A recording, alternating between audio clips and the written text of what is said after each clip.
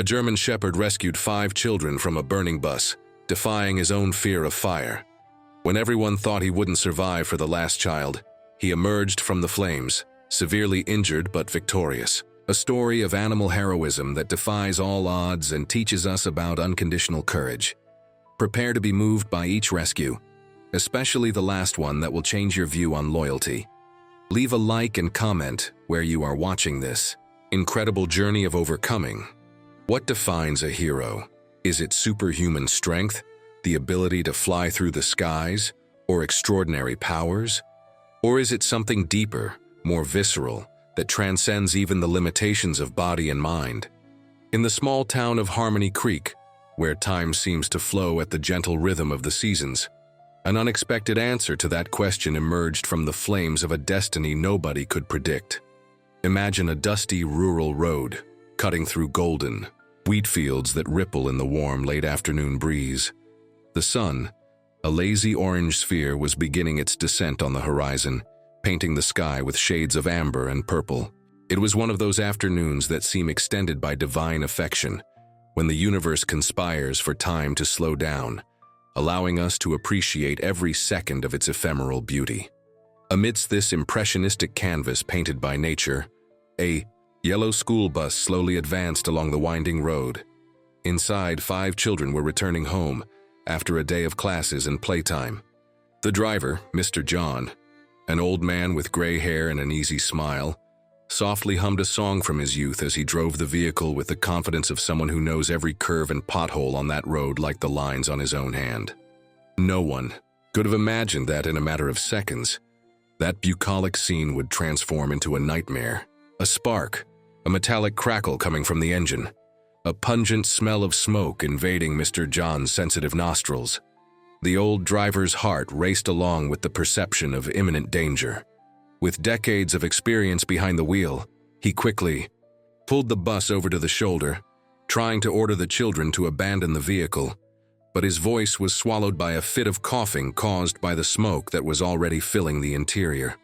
Just a mile away, walking serenely along the trail that bordered the plantation, were Charles, the respected local veterinarian, and his inseparable companion Buddy, a majestic 7-year-old German shepherd. Buddy wasn't an ordinary dog. His imposing stature, with black and gold fur gleaming in the sun, hid a history of heroism and trauma.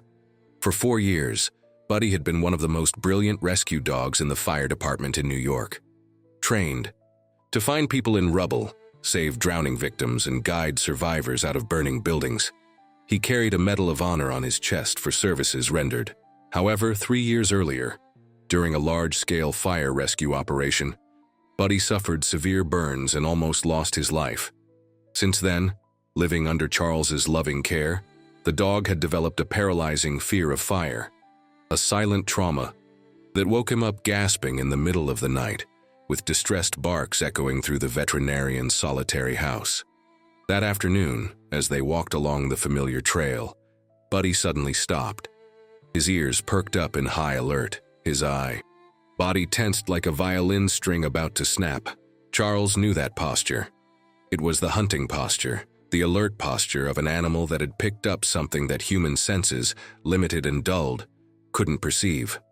A second later, Buddy shot off like a golden arrow through the fields, ignoring his owner's calls. The wind whipping his face carried an odor that his canine brain unequivocally interpreted as danger. Smoke, fuel, human fear, a mixture that his training recognized as maximum priority. Charles ran after his dog, not understanding what had caused that sudden reaction. It was then, as he rounded a bend in the road, that he saw the scene that was already beginning to unfold like a nightmare. The school bus partially engulfed in black smoke, with small tongues of fire licking its rear. Buddy arrived first. Without hesitation, he ran to the bus door, which was jammed. Inside, Mr. John struggled to maintain consciousness while trying to reach the fire extinguisher. The children, initially paralyzed by shock, were now crying and screaming, seeking an exit that seemed non-existent. What happened next would forever defy what Charles, a man of science, a skeptical veterinarian by training, believed to be possible in the natural world. Buddy, the same dog who trembled uncontrollably at the sight of a simple candle flame, threw himself against the bus door, hitting it repeatedly with his body until it partially gave way. "Buddy, Buddy!" Charles shouted, running desperately towards the bus while dialing emergency services on his cell phone. "Get away, boy, get away!" But Buddy completely ignored his owner's commands. With a determination that seemed to transcend his own terror, he squeezed through the door opening and disappeared into the interior of the bus, now filled with dense, toxic smoke. The seconds that followed felt like an eternity to Charles. From inside the bus came sounds of movement, muffled barks, and what seemed to be the dragging of something heavy. Then, like a ghostly apparition amidst the curtain of smoke, Buddy emerged, pulling Mr. John's inert body by the shirt sleeve. Charles ran to help, dragging the unconscious driver to a safe distance. "The children, Buddy! There are still children in there!" he shouted, torn between the despair of knowing there were lives in danger and the horror of seeing his beloved dog return to that burning inferno. Without hesitation, Buddy plunged back into the smoky darkness of the bus. When he reappeared, he was guiding a girl of approximately 6 years old, using his body as a shield between her and the fire that was now rapidly spreading through the rear of the vehicle. The little girl, with eyes wide with terror, clung to the animal's fur as if he were her only anchor in a world suddenly turned nightmare. Charles received the girl, quickly checking for serious injuries. "Are you okay? What's your name?" he asked, trying to keep his voice calm while his heart pounded like a drum in his chest. "Sophia," the girl whispered between sobs.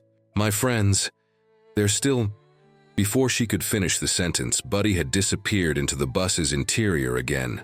The fire was now advancing mercilessly, consuming seats and devouring the metal roof that was beginning to crackle under.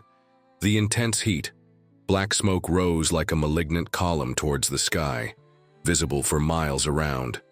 In the distance, Charles could hear the sound of engines, people from the community who, seeing the column of smoke, were coming to offer help even before the official arrival of emergency services. In an area where the fire department's response time could take more than half an hour, neighborly solidarity was often the first line of defense against tragedies. 3 cars stopped almost simultaneously, and from them jumped men and women, with the characteristic determination of those who live off the land and know the value of life. They immediately recognized Charles, the veterinarian who had so often treated their animals without charge when harvests were lean or when drought plagued the region. "Dr. Charles, what happened?"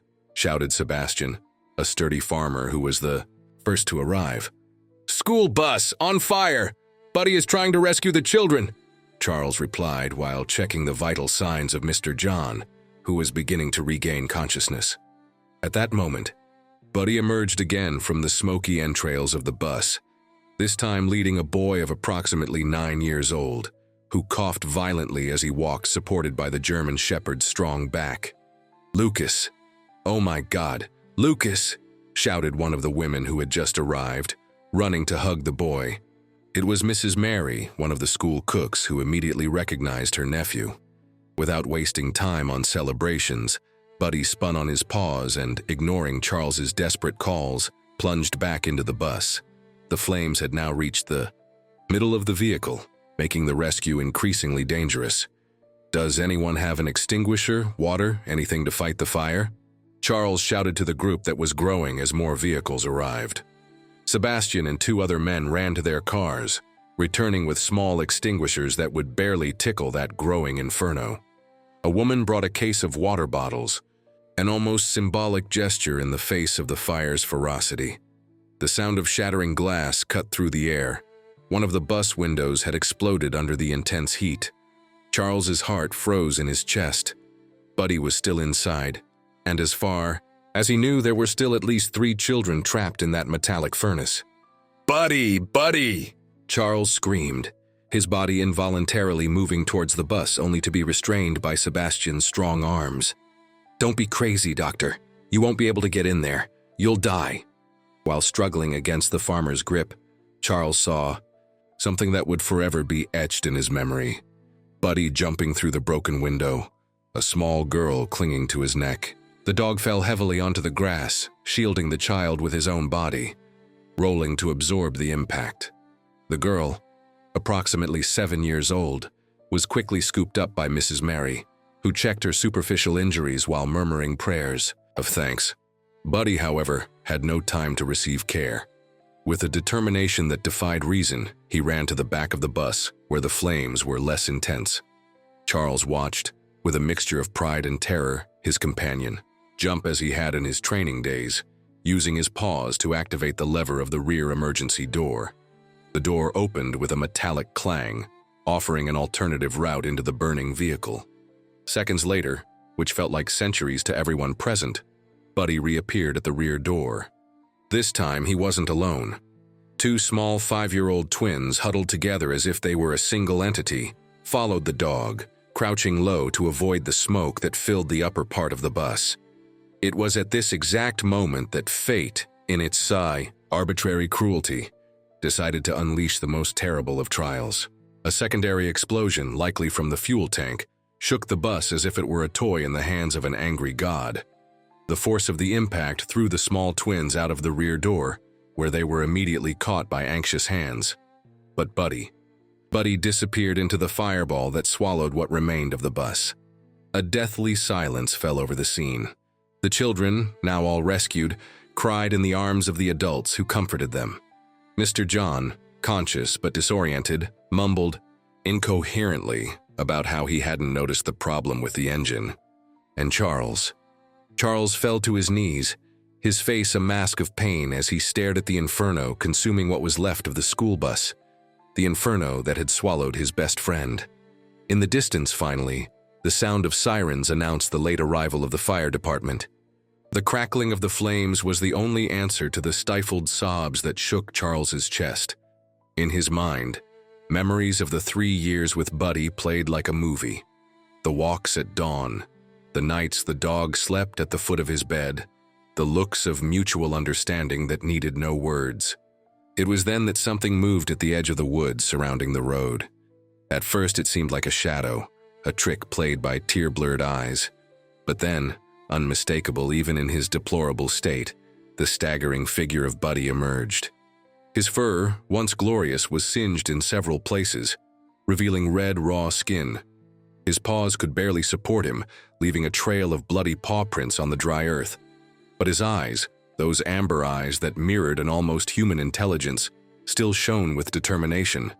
Buddy had escaped the flames by jumping through another side window, rolling down the embankment to the small stream that ran parallel to the road, partially hidden by vegetation. The survival instinct, after fulfilling his mission, had finally manifested. "Buddy!" Charles's scream tore through the air as he ran towards his dog. Reaching him, he wrapped the injured animal in his arms, not caring about the blood and soot staining his clothes. "You did it, boy. You did it." The weeks that followed were a test of patience and hope. Buddy was rushed to the veterinary clinic where Charles worked, receiving intensive treatment for his extensive burns and smoke inhalation. His condition was critical. The assistant veterinarians didn't hide the harsh reality from Charles. Many dogs wouldn't survive such severe injuries.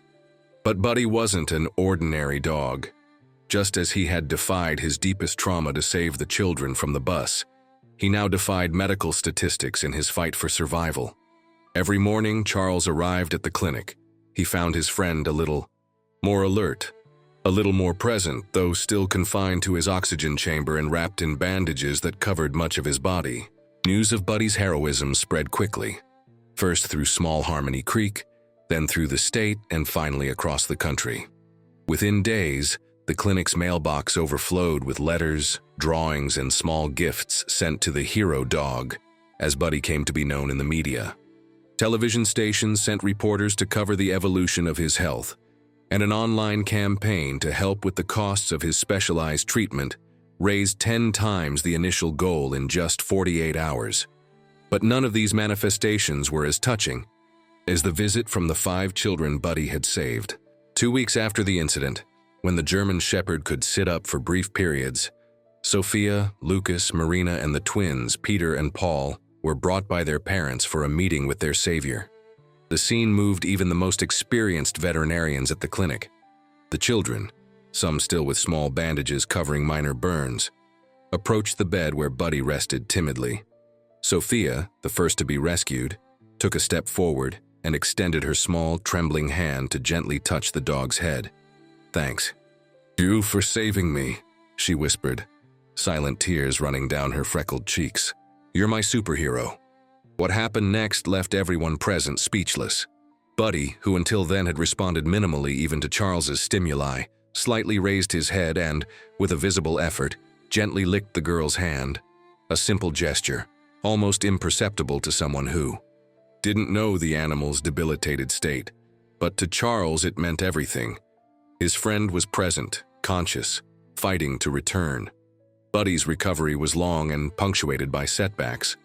There were days when infection threatened to take hold of his deepest wounds, nights when Charles stayed by his bedside, talking to him softly, recalling together the peaceful times before the accident that traumatized him, before this new misfortune that, paradoxically, had transformed him from victim to hero.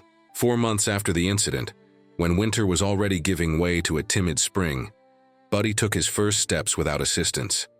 His fur had begun to grow back over the scars, although large irregular patches still revealed the skin damaged by the burns. His paws, which had suffered the most severe injuries, could now support him, albeit with a slight limp in his right hind leg, a consequence that, according to specialists, would likely accompany him for the rest of his life. Buddy's story not only transformed his life and Charles's, but the entire community around them.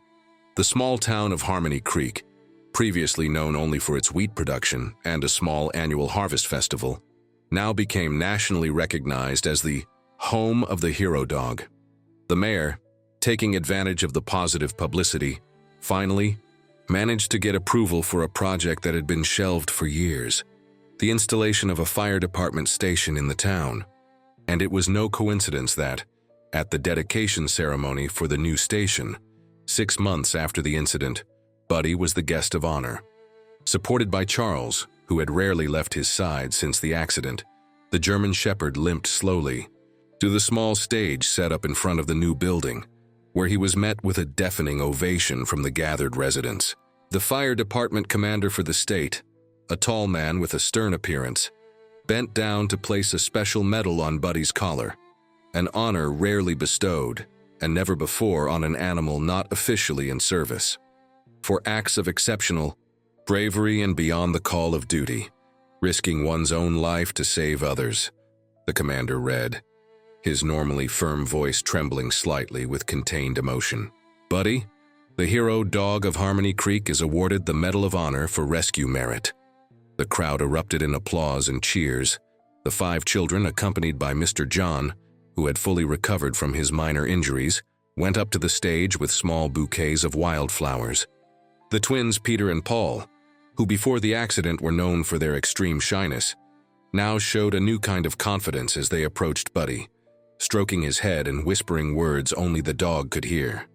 It was during this celebration that the moment occurred that would be remembered for years by the residents of Harmony Creek. The alarm at the new fire station blared, announcing the first official emergency. A fire had started in a dry wheat field, threatening to spread rapidly to neighboring properties. The newly assigned firefighters in town rushed to their gear, preparing to face their baptism of fire. It was then that Buddy, to everyone's astonishment, especially Charles's, rose to his 4 paws and began barking insistently, pulling towards the trucks that were already turning on their sirens. "Buddy, no! You can't!" Charles tried to restrain him, but something in his dog's eyes made him hesitate. It wasn't panic he saw in those amber eyes. It wasn't the terror he had for years associated with the sight, the smell, the simple concept of fire. It was determination. It was purpose. The commander of the detachment, who had been informed of Buddy's full story, made an impulsive decision that would later be questioned by his superiors, but fiercely defended by everyone who witnessed what followed. "Let him go," he ordered, gesturing for Charles and Buddy to get on the main truck. "Consider this field training." What happened next would be etched into the collective memory of Harmony Creek as the day an animal not only overcame his greatest trauma but transformed it into his greatest strength. Arriving at the scene of the fire, where the flames were already voraciously consuming a large area of the plantation, Buddy showed no sign of fear. On the contrary, following basic commands from the firefighters and using his extraordinary sense of smell, he was able to locate an elderly man, the owner of the affected property, who had collapsed while trying to fight the fire alone with an insufficient hose. The rescue was quick and efficient, with Buddy guiding the firefighters directly to the fallen man, ignoring the flames dancing dangerously close. For those who knew his story, it was like witnessing not just a physical rehabilitation but a spiritual transformation. Fear transmuted into courage, trauma into renewed purpose. In the weeks that followed, it became clear to Charles that Buddy had found a new path.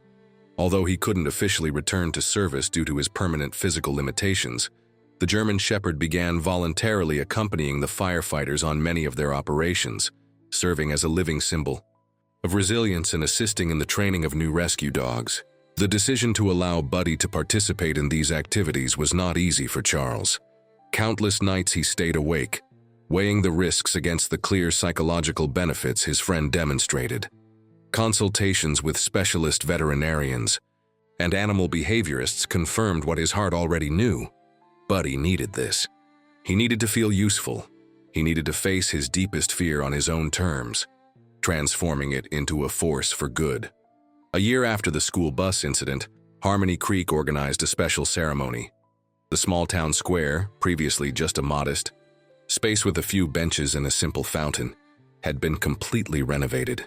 In the center, a bronze statue now stood, a German Shepherd in an alert stance, looking vigilantly towards the horizon. At the base of the statue, a plaque simply read, "Buddy, for whom courage is not the absence of fear, but the determination to do what is right despite it."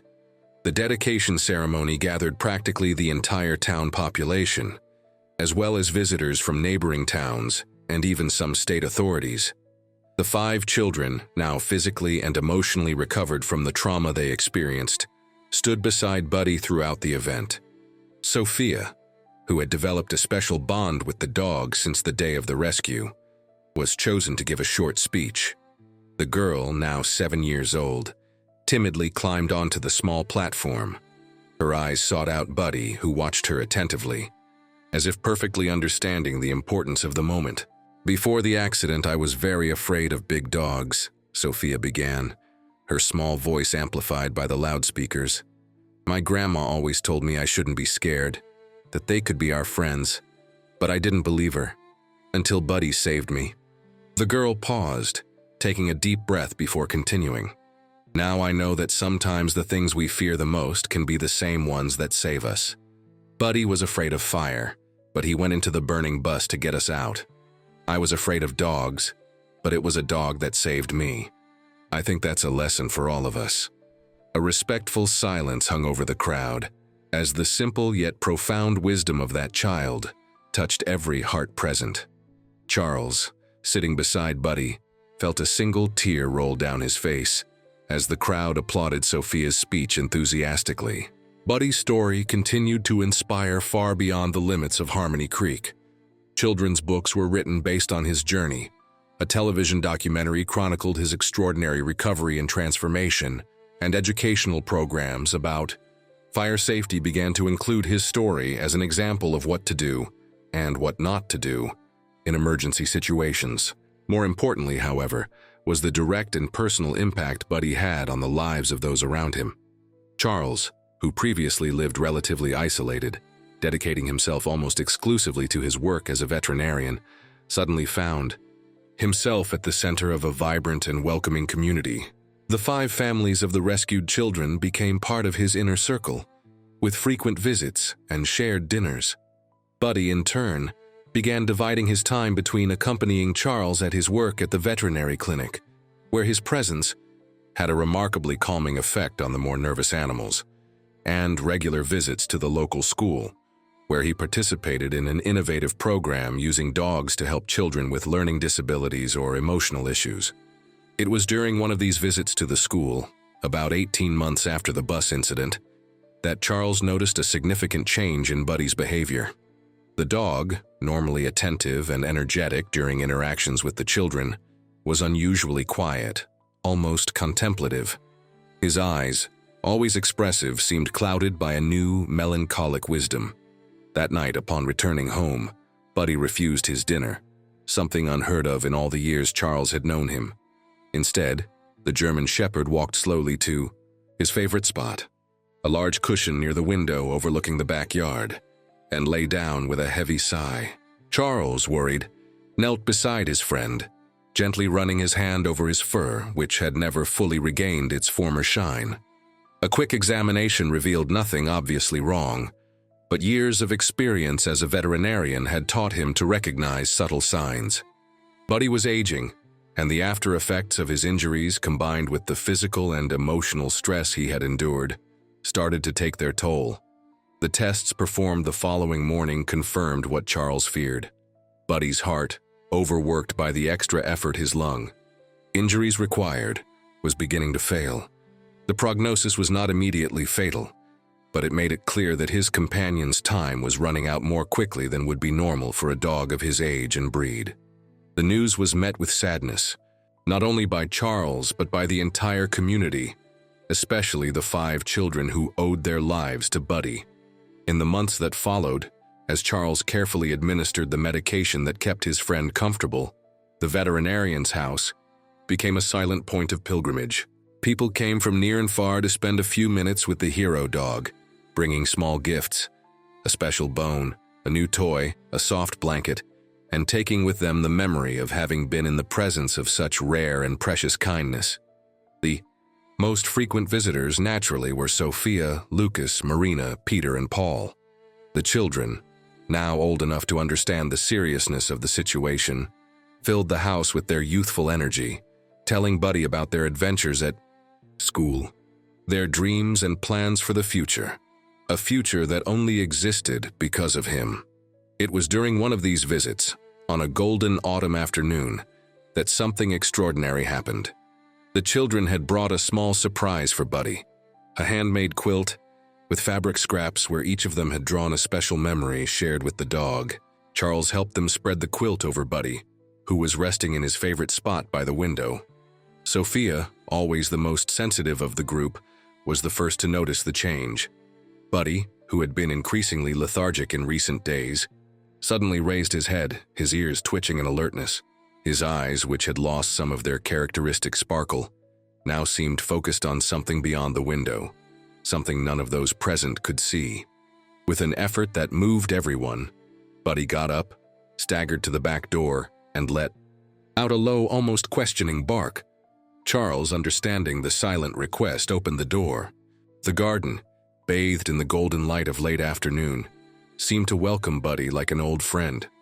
The German Shepherd walked slowly to the center of the lawn, where a single sunbeam filtered through the leaves of the apple tree Charles had planted the day he brought Buddy home after his first accident. There, as if he had found exactly the spot he was looking for, Buddy lay down, his head held high with serene dignity. Charles and the children followed him, forming a respectful semicircle around him. No words were needed. There was an understanding between them that transcended language. Sophia knelt beside Buddy, placing her small hand on the dog's head. "Thank you," she whispered, her voice choked. "Thank you for everything, Buddy." As if in response, Buddy tilted his head slightly, pressing it against the girl's hand.